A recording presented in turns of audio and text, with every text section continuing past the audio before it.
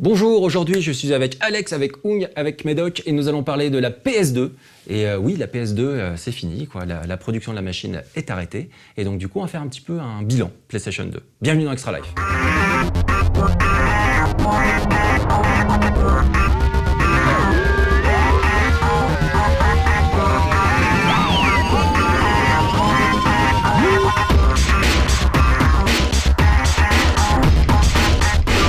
Donc la PS2 en quelques chiffres, elle est sortie en mars 2000 au Japon, elle est sortie ensuite en octobre 2000 aux États-Unis, en novembre partout en Europe, et la machine a vu sa production arrêtée au bout de 12-13 ans, donc genre fin 2012 là au Japon et début 2013 pour le reste du monde, et donc c'est quand même une grande page de l'histoire du jeu vidéo qui est tournée. Et donc on va revenir un petit peu, on va se replonger, donc là c'est vraiment un Extra Life total nostalgie. On va revenir dans le passé, et quels sont vos premiers souvenirs de la PS2? Ça évoque quoi pour vous? La fin de la Dreamcast.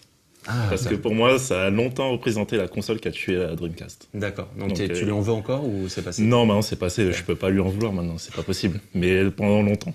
D'accord. Et toi, Médoc? Alors moi, mon premier souvenir PS2, c'est Kessen. Donc moyen comme souvenir. Mais par la suite, j'ai eu peut-être les meilleures heures de jeux vidéo de toute ma vie jusqu'à maintenant. Carrément. Sur cette console. Ouais. Et toi, Alex? Et je pense un peu... Tout ça, c'est Alex. Donc, sauf la console. Je pensais que tout le monde allait ramener ses jeux, il n'y a que moi qui les ai. C'est le plus courageux du lot. Je pense un peu comme Ung, c'est vrai qu'on a tendance à l'oublier parce que la machine est devenue culte, mais cette machine n'était pas très aimée des gamers au début. On avait tendance à préférer la Dreamcast et à dire la PS2, c'est un peu pour les mecs qui ont envie de se la péter avec un lecteur DVD, une console bien design avec des LED bleus. Waouh! Et elle avait un peu cette image-là au début, surtout que les premiers jeux PS2 étaient moins beaux que les jeux Dreamcast qui étaient sortis quand même 2 ans avant. Et petit à petit, évidemment, les tueries ont fini par sortir et voilà, elle a mis tout le monde d'accord. Okay. Pour moi, c'est vraiment la suite, la deuxième machine après la PlayStation qui a complètement révolutionné la façon de voir le jeu vidéo. Moi, vraiment, j'ai connu l'époque où le fait d'avoir une console de jeu ou de jouer aux jeux vidéo, c'était quelque chose qui t'excluait, donc socialement parlant. Et donc la Super Nintendo, tu l'as planquée derrière ta télé, la Nintendo 64 c'était pareil, plein de consoles. Et la PlayStation, soudainement, donc avec le lecteur CD à l'époque, ça a permis de la mettre en avant. Et donc soudainement, tout le monde commençait à parler jeux et le jeu vidéo, ça devenait un truc cool, quoi. Et la PS2, c'était ça, c'était la suite de cette machine, et avec un lecteur DVD, et l'air de rien, ça faisait une petite différence. Ouais. Et ils ont continué d'ailleurs avec le lecteur Blu-ray. Ouais. Le lecteur DVD, à l'époque, tout le monde n'était pas équipé. Ouais. C'est 2 en 1, maintenant le lecteur DVD, c'est dans l'ordi, c'est partout. Ouais. À l'époque, c'était quand même... c'est pas mal. Ouais. Donc du coup, tu disais genre la cinématique, elle tuait à l'époque sur CD. Donc en DVD, on osait imaginer ce que ça allait donner pour des Final Fantasy, etc. C'est quand même la grande époque où Square... ils cartonnaient, quoi. C'était l'époque où Square était à son apogée, clairement. C'était sur PS2. Et il y avait aussi autre chose qui était extrêmement impressionnant, c'était la rétrocompatibilité. Oui. Ça n'existait pas avant. Avant, on savait quand on changeait de console, on rachetait des jeux. Et là, de se dire, je peux garder toute ma collecte. Il y avait tellement de gens qui avaient une belle collecte de jeux PS1, PlayStation, que l'argument était intéressant. Légèrement lissé, il me semble, tout ça. Donc c'était cool, ça. Non, c'était juste l'ultime, c'était la console ultime. Ok. Donc maintenant, on va parler évidemment de l'essentiel. Alors déjà, un petit chiffre. Donc la PS2, c'est quand même 150 millions de machines vendues à travers le monde. Donc la console de salon la plus vendue au monde. Voilà. Donc la Wii, en gros, ils en sont à peu près à 100 millions. Donc a priori, ils ne vont pas dépasser les 150 millions. Voilà. Donc du coup, c'est quand même assez impressionnant. Donc énormément de gens, donc vous qui nous regardez, vous avez déjà joué à la PS2, que ce soit chez un pote ou en ayant acquis la console à l'époque. Et donc on va faire un petit peu notre tour en fait de nos jeux favoris et voir quels sont les titres réellement marquants sur cette machine. Et on va commencer par toi, Ung. Genre, est-ce que tu peux sortir un titre comme ça, genre paf? C'est MGS3. MGS3. Direct, parce que pour moi c'est le meilleur de la série, parce que MGS3 quoi. Donc après, il y en a plein, ça serait difficile de tous les citer, mais le premier ça serait MGS3. C'est marrant parce que sur la PS2, en fait, on va se rendre compte en citant certains jeux qu'il y a des séries complètes qui sont associées à la PS2 et qui étaient des exclus PS2, mais des séries juste monumentales. Et donc, du coup, il est parfois délicat de sortir un jeu parmi toute la série en disant ok, celui-là c'est mon préféré, alors que quand même le tout premier c'était la grosse claque, le choc de l'époque, et ensuite même si ça s'est amélioré avec Je pense à Onimusha, c'est ça? par exemple, qui fait partie de la petite collection, il est où? Il est juste devant. Onimusha 2 là. Alors justement, Onimusha, pourquoi Alex, tu l'as choisi celui-là? Parce que tu m'as demandé de regarder dans ma collecte, Ouais. et si tu disais, si tu pars sur une île déserte, quels sont les 10 jeux que tu prends? Ouais. Donc il se trouve que, ouais, il y a un peu poussière, il se trouve que j'avais pas le 1, Ouais. donc j'ai pris le 2, mais les deux sont fabuleux évidemment. Et quel souvenir ça t'évoque exactement ce jeu? Bah, pour moi c'était le summum, le top de la 3D précalculée. Ok. À partir du 3 c'est de la 3D temps réel, et Ouais. le 2 c'était encore à l'ancienne, à la Resident Evil, les premiers, des décors magnifiques. D'accord, il n'y avait pas de mouvement de caméra forcément, mais les petits effets de lumière sur les lanternes, les petits fantômes, les petits... voilà, les ennemis, enfin tout, le bonheur quoi. Et toi, Médoc? Est-ce que tu vas nous choisir un RPG direct ou alors tu vas taper dans le genre plus sur le général? Le pire, c'est qu'on a discuté on s'est mis d'accord pour faire cet extra life il y a quand même un petit paquet de temps. Et à l'époque, alors moi, tu m'avais pas dit île déserte, tout ça, tu m'avais dit, voilà, tu fais un déménagement. Ouais, Et ta meuf, deux elle dit, versions. voilà, tu prends que 10 jeux. Je sais pas, parce qu'elle est pas gentille, tout ça. Et donc, j'y réfléchi. Ouais, voilà, il y a pas beaucoup de place. Et donc, j'y ai réfléchi et je me suis dit, peut-être que ça serait plus facile, enfin, en tout cas, ça me ferait moins souffrir de laisser ma meuf, en fait. Ouais. D'accord. C'est plus facile parce que depuis, je réfléchis, j'arrive pas à te sortir un jeu, j'arrive pas à t'en sortir 10, il m'en faudrait 50, Est-ce c'est qu'il y en a impossible. auquel tu rejoues encore? T'aimerais rejouer? Les derniers que j'ai touchés, c'était des Guitar Hero. Voilà, mais maintenant, ouais, il y en a plein que je pourrais me refaire, ouais, Shadow of the Colossus, FF10, FF12, Digital Devil Saga, Persona 3-4. Est-ce que c'était pas d'ailleurs sur les Final Fantasy un petit peu le début de la polémique avec le 10, où déjà la série commençait à diviser un petit peu la communauté des fans? Oui, effectivement, le 10, il en a énervé quelques-uns, notamment À cause des couloirs. à cause des... Ouais, t'avais plus ce truc-là, tu sais, dans le 7, le 8 et le 9, il me semble, tout à la fin, tu pouvais te balader un petit peu partout. Dans le 7, t'avais le haut-vent, tu te baladais sur la carte.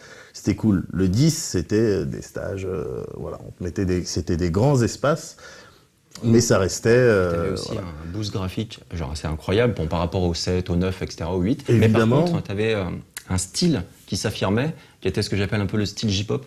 Donc avec avec le perso qui ressemble à un ado. Il ressemble à... un peu mais branchouille. c'était pas... japonais, Ouais, un Oui, surfeur mais japonais. c'était pas nouveau avec... ça, Il y avait c'est le pas 8. venu avec FF10, avec 8 apparemment. Ouais. Et il y avait aussi quelque chose qui avait énervé curieusement les gens, c'était que les personnages se mettaient à parler sur PS2, alors que sur la PS1 ils parlaient Ouais. pas. Et les gens disaient non, Final Fantasy ça doit pas parler, sinon c'est Oui, pas bien. oui, mais Il y les avait gens plein de sont petites bêtes. polémiques comme ça. Les gens sont bêtes parce que le FF10, pour le coup, en termes de contenu, il est juste massif. Je sais pas qui l'a terminé ici, mais tout à la fin, t'avais un contenu, tu pouvais te faire toutes les, comment ils appelaient ça, là, les chimères, les aeons, enfin je sais plus, les invocations, les dark invocations, tu pouvais les taper, t'avais 1 milliard de gros monstres, il y a tout le truc d'entraînement où tu captures les monstres et tu tapes contre Der Richter et tout, le jeu il tuait, le jeu c'était une grosse tuerie, même le Blitzball, il y a des gens qui bitchent sur le Blitzball. Non, moi j'ai kiffé le Blitzball, Et c'était le cool. 10-2 Hein? Non, le 10-2, en termes de système de combat, il n'y a rien à dire. Il n'y a rien à dire. Après, l'histoire, c'est autre chose. Moi, ce qui m'a marqué, c'est quand même Dragon Quest 8. Donc c'était, il me semble, le premier Dragon Quest à être sorti officiellement en Europe. Ouais. Et il était juste magnifique en cel shading. Et moi, c'était un peu la découverte de cet univers. Et depuis, j'en ai fait un paquet sur 3DS, etc. Et c'était spectaculaire, quoi. J'ai ressenti le même plaisir un petit peu qu'avec Wind Waker sur GameCube. Et clairement, je suis assez fan de ce look, genre cartoon, cel shading. Et il y avait du Zoé aussi. il y avait du Zoé, tout à fait, ouais, carrément. C'est aussi la console qui a vu naître Dante, Ouais. Devil May Cry, c'est pas rien. Et le premier, il était excellent, même si après le 3, le 4... Bah, si, le 3, le 4, ça va, c'est le 2 qui était vraiment, Ah oui. vraiment moisi. D'accord. Ah, le 2, c'était chaud. J'ai pas fini. Et le 1, je l'ai fini long en large en travers. Et puis là, on va en parler super. très brièvement. C'était aussi la console de PES, Donc c'est comme la grande époque de PES avant que FIFA reprenne le dessus. C'était le bien culturel le plus vendu en France l'année de sa sortie. C'était un peu ouf quand même. Au-dessus des Harry Potter, des bouquins, machin, tout ça. Enfin, c'était complètement ouf, quoi. C'était aussi la console des grandes séries exclusives à Sony. Donc par exemple Jack and Daxter, qui était juste exceptionnel avec Jack 2, moi que j'ai kiffé à l'époque. Et encore aujourd'hui, quand il rejoue, il reste super beau. C'est vraiment impressionnant. God of War. God of War également. Ouais. C'est là-dessus, God of War. Fuck me. Et puis surtout, moi, c'était l'une des grosses claques. Genre bon, on va rester sur le RPG brièvement pour parler de FF12. FF12, moi, il y a quand même un souvenir marquant. C'est lorsque tu débutes le jeu, donc tu vois les monstres qui sont apparents sur la map. Et tout au début, systématiquement, je pense que ça arrivait à quasiment tout le monde. Tu te balades, donc t'es vaguement stuffé, mais t'as quasiment rien, quoi. T'es des niveaux 2, quoi. Et tu vois une espèce de T-Rex qui se balade sur la map. Et tu te dis genre... Il est gros quand même, mais genre, je vais tenter, quoi. Je vais tenter. Et tu te prends la grosse claque, mais une claque, genre un truc spectaculaire. Et ensuite, tu te dis, oh putain, ce jeu, c'est intéressant de voir ces créatures-là, d'ensuite de progresser, et de pouvoir retourner. Cette fois-ci, c'est moi qui vais lui mettre une claque. Oui, il y avait une petite dimension MMO, c'est-à-dire que tu pouvais te friter contre des monstres qui étaient complètement pas à ton niveau. Ouais. Mais alors, la PS2, ça a aussi été d'une certaine manière la console qui a commencé, parce que souvent on dit la Wii, elle a apporté tout un lot de gamers, les casus, comme on les appelle. La PS2, elle avait commencé à faire ça, notamment avec les Guitar Hero, enfin en tout cas en Occident, avec les SingStar, avec les Guitar Hero. À ce sujet, j'ai choisi justement parmi les jeux préférés Guitar Freaks et Drum Mania, qui sont donc les ancêtres de Guitar Hero, qui existent au Japon. Je vais pas dire de conneries, mais Guitar Freaks est sorti en 99 quand même, 10 ans avant Guitar Hero. Et pendant longtemps, toute cette collection qu'on appelle les Bimani, c'était essentiellement sur PS2 qu'on pouvait y jouer. Il y a quelques pop music sur Dreamcast et tout, mais voilà. C'est des jeux, je les ai achetés tous, quoi. Ouais. Et même l'ancêtre de Kinect, non, mais il y avait iToy, je sais pas si tu te souviens, t'éclatais des jeux comme ça, t'étais bête quand tu... Mais voilà, il y avait la petite caméra, il y avait ce petit délire là. Donc la PS2, elle fait partie des consoles qui ont apporté, qui ont contribué à apporter un nouveau public. Et puis il y avait aussi des petites perles oubliées. Donc moi j'ai choisi ma petite perle à moi, parce que c'est un jeu vraiment super méga con, qui s'appelle Dog's Life, où en gros l'idée c'était que t'incarnais un chien. Donc t'étais un chien, donc tu faisais que des trucs de chien, donc t'essayais de te faire pote avec tous les chiens qui traînaient, etc. Et t'avais la possibilité en fait de passer en vue subjective, et en vue subjective, t'étais en mode odorat du chien. Et donc tu pouvais suivre des traces odorantes un petit peu partout, qui te menaient à des eaux cachées, et qui te menaient aussi à différentes zones pour débloquer des nouvelles missions, etc. C'était fascinant. C'est vraiment super réaliste, j'ai passé beaucoup de temps dessus, ouais. Et toi, Alex, je crois que t'as un jeu qui est assez décrié, assez rare. Oui, Oz, qui est pas très apprécié. Mais ce jeu, comme Chaos Legion d'ailleurs de Capcom, pour moi, c'était les deux meilleurs beat'em all sur PS2. Alors, beaucoup de gens ne seraient pas d'accord avec moi parce que Oz n'est pas très joli, très répétitif, mais extrêmement jouissif. L'idée, c'est qu'on attrape des ennemis, on les envoie en l'air, et on fait des combos aériens, et on essaie de les tenir le plus longtemps en l'air. Comme ça, on les martyrise un peu, on les renvoie, tiens, je te l'envoie à toi. Et tu joues tous les persos, donc dès que quand t'envoies ton truc, tu prends le contrôle de ton troisième, on dirige 3 persos. Tu prends le contrôle de ton équipier, tu essaies de le récupérer, tu renvoies le truc, tu fais du et ainsi de suite, quoi. Et à la fin, paf, ça fait des feux d'artifice, et je l'ai fait 2 fois, quoi. J'ai vraiment beaucoup aimé. Bon, c'est un peu de l'anecdote. Il y a d'autres jeux plus importants, Gradius 5. Là, par contre, je pense que tout le monde sera d'accord pour dire que c'est peut-être le meilleur shoot de la PS2. C'était magnifique. Même s'il y en avait d'autres. Il y a Rez aussi. Là, je vois Katamari Damacy. Oui. Une tuerie, quoi, qui arrivait sur la fin de la console. C'est un grand choc. Est-ce que vous avez des perles, vous, un petit peu des trucs genre rares, cachés, genre que tout le monde n'y a pas joué? Ou alors vous avez un peu honte d'en parler? Non, moi j'ai peur de rien, j'assume tout. Ce qu'il y a, c'est que moi j'avais, on peut le dire à la télé, j'avais trafiqué un petit peu ma console de manière à pouvoir jouer à plein de jeux. Dont tu possédais les origines. Mais de toute Exactement. manière. Et du coup j'ai pu jouer à des jeux comme par exemple Berserk. D'accord. Le jeu vidéo sur PS2, et qui est que j'ai bien aimé. C'est rare quand on... C'est très 18+, ce jeu. Oui, à fond. T'as ton épée qui fait 16 mètres de long. Et c'est rare qu'une adaptation animée au manga en jeu vidéo soit satisfaisante. T'avais ça aussi avec les Naruto, les Je tout crois que premiers. les boss, tu leur tapais dans le ventre et tu vois, les tripes qui commençaient à Non, gifler. il était dégueulasse. Ouais. Il était dégueulasse comme truc. Mais il était bien, la musique elle était bien. Guts, il faisait la bagarre. Les Naruto, les tout premiers, Naruto Ultimate Hero, là, ils étaient très très bien aussi en 2D. C'était vraiment sympa, les petites dimensions Power Stone, tout ça. Et mais sinon, non, j'ai pas de truc Et honteux. toi, Le problème, c'est que la console a tellement cartonné qu'il n'y a pas vraiment de jeu confidentiel. il y a toujours des petites perles sorties au Japon ou Mais, alors. Non, Non, il mais y en a moi, pas qui- c'est avec la PS2 que j'ai découvert les Earth Defense Force. Ah ouais, Ah, donc, ok. comme une fameux. déviance. Ouais. De parler Non, d'ambiance. Non, il y a ça, c'est il y a amusant, quoi? Il y avait en jeu japonais, il y avait Boku no Natsuyasumi. Ah oui. Ouais. Donc c'est un simulateur de vacances d'été. Donc en fait c'est un jeu qui plaît beaucoup aux salaryman parce que ça leur rappelle un peu leur enfance, machin et tout. D'accord. Et voilà, donc c'est rigolo, mais Tu bon. vas chasser des papillons, tu vois. Ouais, voilà. Sympa. Ouais. Ok. Donc moi, il y en a qui sont sortis sur PSP d'ailleurs ces dernières années, ça marchait encore pas mal. Mais sinon, non, pas de grosses perles cachées. Bon, j'ai ma grosse liste quand même parce qu'il faut pas passer à côté de certains jeux. Donc on a cité déjà les Jack, les Ratchet, Sally Raccoon. Moi j'aime beaucoup et le prochain risque d'être excellent. Les GTA, Ouais, Ah, tous les GTA, le temps qu'on a passé Carrément. dessus. C'est Donc moi si je devais en vrai. prendre un, je pense que je prendrais San Andreas. Oui, San Andreas. Même si c'est compliqué, évidemment. Vice City j'aime beaucoup aussi. Mais bon. Et on a donc Rez, même si c'est un peu de la gruge parce qu'il était d'abord sorti sur Dreamcast. Qui est Voilà. sorti sur PS2 ensuite. On a Gran Turismo. Gran Turismo Ouais. c'était marquant. Ça a été vachement marquant. C'était Ensuite il y sur a une la série PS, qui s'est perdue. PlayStation avant quand même. Oui, il y a Gran Turismo, du coup c'était le 2. Oui. Voilà. Non, c'était 3, 4. C'était le 3 3 et 4, ouais. Oui. sur D'accord, PSP. ok, moi j'ai pas joué à ça. Ensuite, toute la série des Metal Gear Solid 2, 3, on a eu God of War 1 et 2, on a eu Sphere. Ouais, Odyssphere. Oh là là, mais d'ailleurs tous les jeux de Vanillaware, ouais. parce qu'il y avait aussi Grimoire. Et comment ça s'appelle les jeux, le tactical que tout le monde. Disgaea. Ouais, Disgaea. Oui, Enfin, ouais, Benny tous les- Polici ouais, tous les avec Polici, de manière il me générale. semble, ouais, le Disgaea, Makai Kingdom.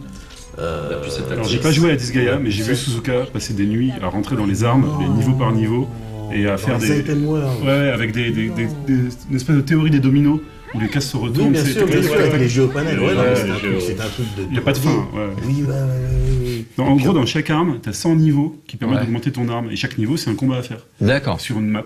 ok. Et puis t'as combien d'armes? Des centaines aussi.